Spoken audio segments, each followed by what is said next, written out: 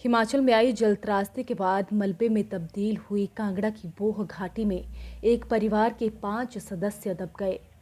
22 लोगों की जान बचाने वाले भीमसेन घटना के समय अपनी पत्नी मस्तो देवी और 3 बच्चों के साथ अपने नए मकान में मौजूद थे।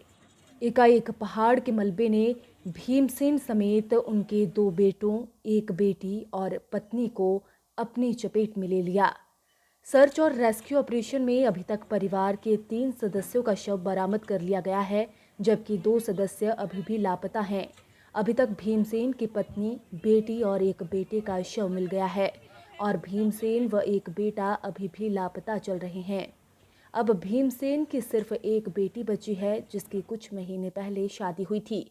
वहीं घटना के समय भीमसेन के छोटे भाई का परिवार और मां पुराने घर में होने के चलते वे सुरक्षित हैं। रूमेहड़ के लोग बताते हैं कि रविवार और सोमवार की दरमियानी रात काफ़ी बारिश हो रही थी। बारिश की वजह से पहाड़ के नीचे बसे अमर सिंह के घर की ओर छोटा नाला अवरुद्ध हो गया था और सुबह से हम करीब 22 लोग पानी की निकासी के लिए जुटे हुए थे। सुबह करीब 10:39 पर करीब 70 मीटर दूर पहाड़ी पर अपने घर से भीमसेन ने इन लोगों को देखकर जोर जोर से आवाज़ें लगाईं और कहा कि पहाड़ से मलबा आ रहा है, यहाँ से भाग जाओ। भीमसेन की आवाज़ सुनकर सभी सड़क की तरफ भाग गए।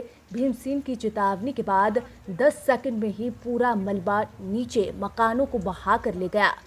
सभी लोग वहां से भागकर सड़क पर आ गए। मलबा अधिक होने के चलते एक घर के नीचे छिप गए। जब ये घर भी बहने लगा तो हम सभी भागकर सुरक्षित स्थान तक पहुंचे। सुरक्षित स्थान तक पहुंचने के लिए सभी को कुछ सेकंड ही लगे।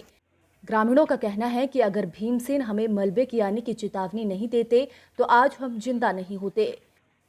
ग्रामीण बताते हैं कि भीमसेन हमें चेतावनी देने के बाद अपने घर में परिवार को बाहर निकालने के लिए अंदर भागे, लेकिन बाहर आने से पहले ही उनका पूरा परिवार मलबे के नीचे दब चुका था। ग्रामीणों ने कहा कि ये सिर्फ भगवान की कृपा है कि हम पहाड़ के नीचे दबने से बच गए और जिंदा बच गए। अगर भीमसेन हमें चेतावनी नहीं देते तो शायद आज हम जिंदा नहीं होते। प्रत्यक्षदर्शियों का कहना है कि उन्होंने सुबह 10:30 बजे पहाड़ी से आ रहे मलबे को देखा।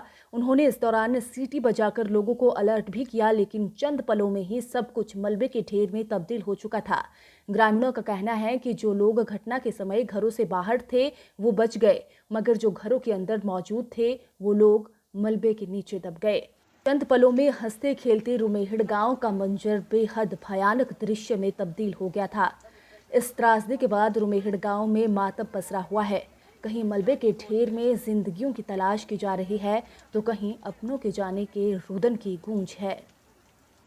अचानक आई इस कुदरती आपदा ने अभी तक हिमाचल प्रदेश में 9 लोगों की जिंदगी ले ली है और 8 अन्य लापता चल रहे हैं।